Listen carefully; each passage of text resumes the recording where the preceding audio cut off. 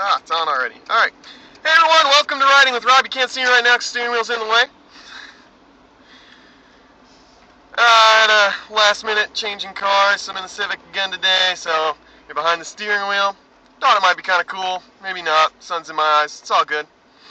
So today I want to talk about real briefly, just kind of give you a quick overview of how to modify your car.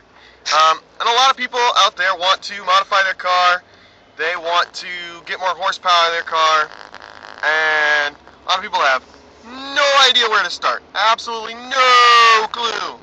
And a lot of people don't understand what parts they should buy or why they should buy them. So I just want to kind of give you a general, how to get more horsepower out of your car.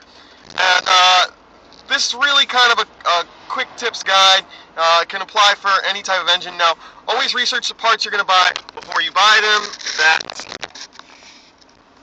Sorry guys, that is a definite tip right off the bat. Don't buy nothing without researching the part. Find out the manufacturer.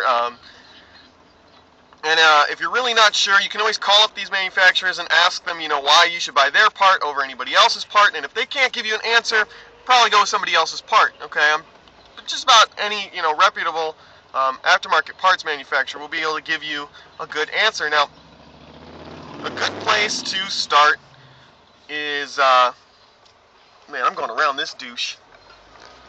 Whoa, almost crashed the Civic. Alright, cool.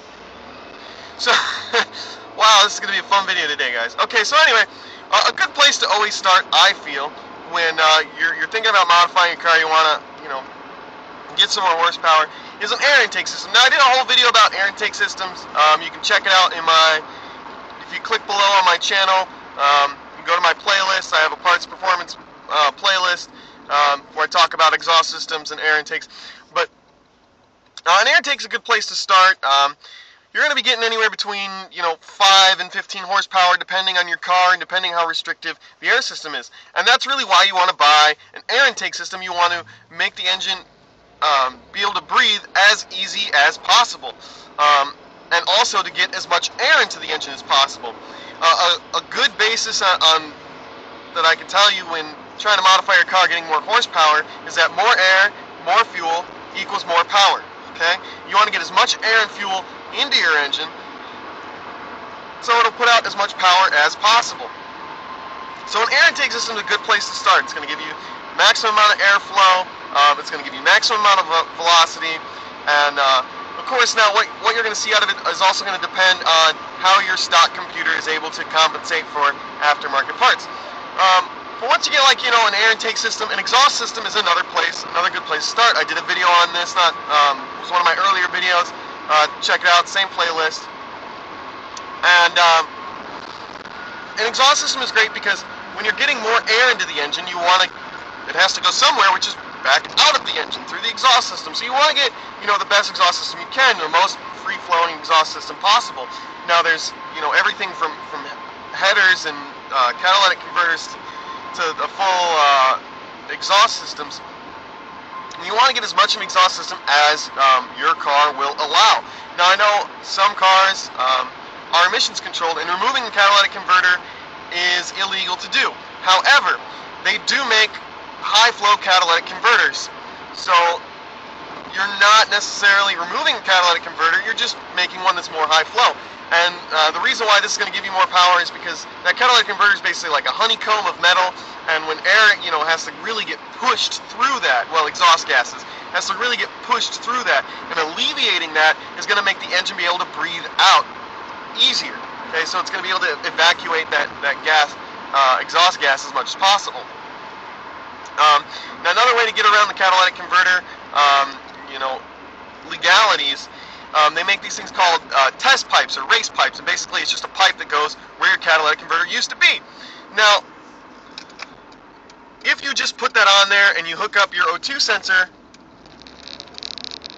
then it's going to read rich, it's going to act like there's no catalytic converter, it's going to throw a check engine light. A good way to get around this is by buying spark plug foulers. Now, spark plug foulers are just basically like caps that have a little hole in them, screwed on top of the O2 sensor, screw that into the O2 bung on the test pipe, race pipe, and it's going to not see all that exhaust gas and will act as though the catalytic converter is still there. Now, I mean, that's really, your best option to try and alleviate as much as you can, and also, the bigger exhaust makes it easier for the engine. So, air in, exhaust out, that's a good way to make your engine be able to breathe as easy as possible to get as much power out of it. Now, any car can only be as good as the stock computer will allow it to be. Stock computers can only compensate so much for aftermarket parts. So another good thing, a really good thing to get is some type of tuning computer. I know they have Apexi piggyback systems, and those are probably the easiest to tune, and they're a really good way that you can get more horsepower and the most potential out of the parts that you're putting on your car. Falling down, falling down, falling down. Woo! Fun video today, guys. Fun video. So tuning computers are great. Now, you can get little chips that just modify signals to the initial computer, and those will give you a good boost in horsepower, but, piggyback systems are really the way to go unless you're very serious about your car, in which case I'd recommend getting a standalone computer system. That's going to give you the maximum potential out of your car. So you got your intake, you got your exhaust, and a tuning computer is great. Now, there's some obscure parts that people maybe don't understand, like lightweight pulleys. And lightweight pulleys, what they do is they reduce parasitic drag on the engine. What parasitic drag is, since your engine makes its power by rotating the crankshaft, and the crankshaft therefore spins all your accessories, your power steering, your air conditioning, your alternator. Being able to alleviate that drag on the motor as much as possible is really great. So you'll see guys in older cars, they completely remove the air conditioning system, not only to save weight, but also to reduce parasitic drag on your engine.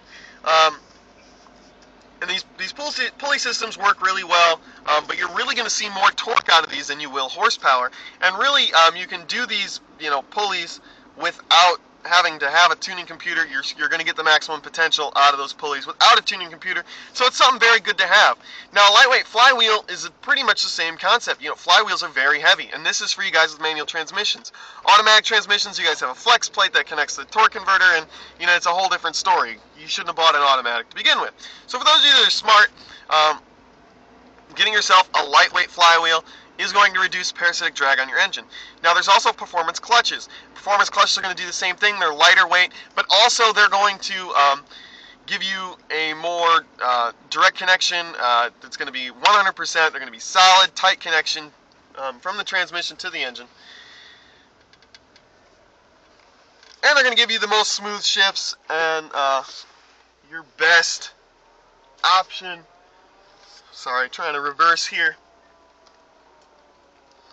Depends on how much power you're going to put into the engine. Now, if you've got, just a little bit of power, a little stage 1 clutch action is fine.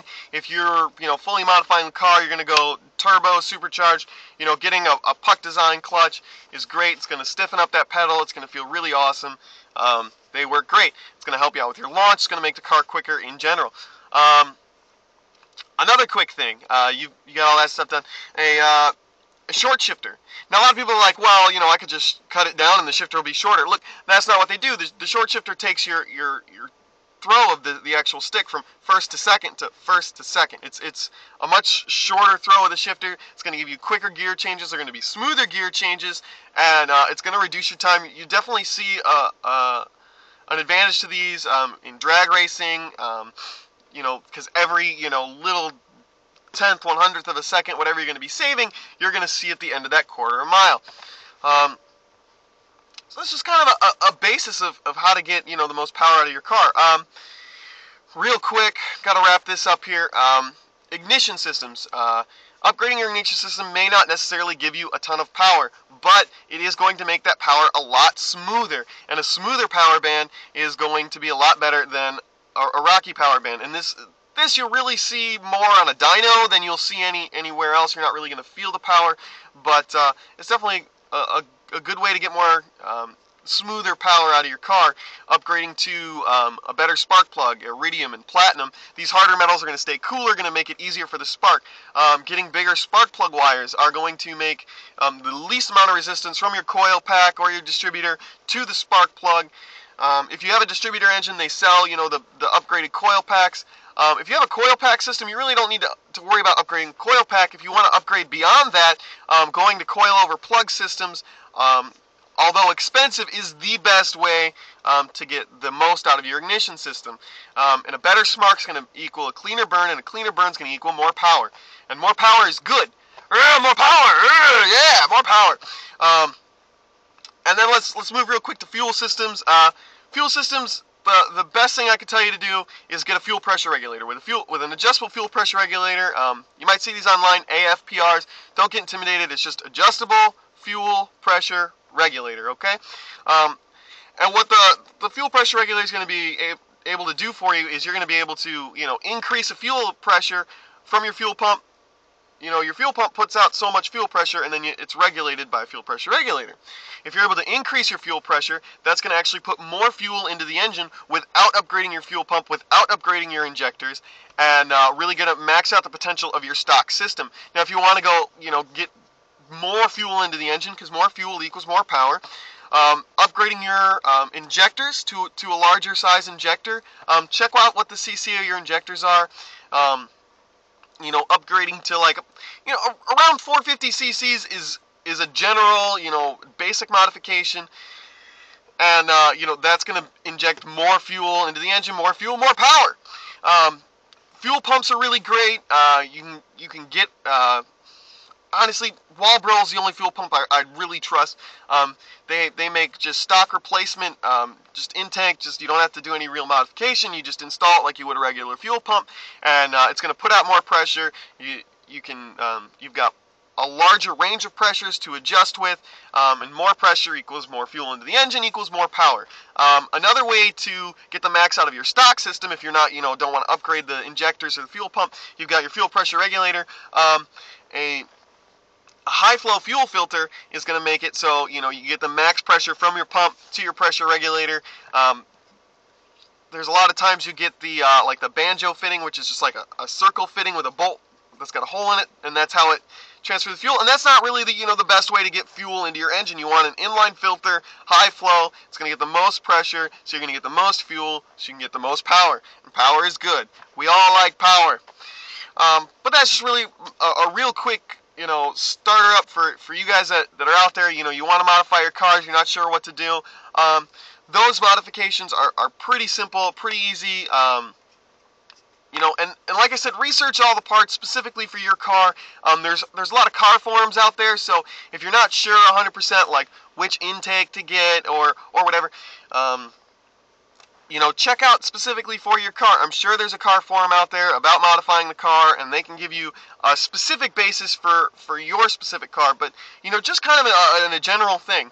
Start with your intake, then your exhaust, ignition, fuel, computer, and then you want to, if you really want high horsepower, obviously you want to go forced induction, turbocharger, supercharger, nitrous oxide, and then you can upgrade the engine internals as well, but that's really a discussion for a different day. For more, once you've got past, your basic modifications, then you can start talking about high compression pistons and, polish and porting ahead and putting in bigger valves and different camshafts. And these things are really going to give you huge horsepower gains. Now, because of that, they are very expensive. So, like I said, that's a discussion for a different day. But so I'm going to wrap up today's video. Tell me what you guys thought about it. If you got any questions, maybe you want me to do something specific of what I talked about today, leave me a comment section down below. If you could like and subscribe me, because I'm awesome, and I'm Rob telling you to enjoy the drive.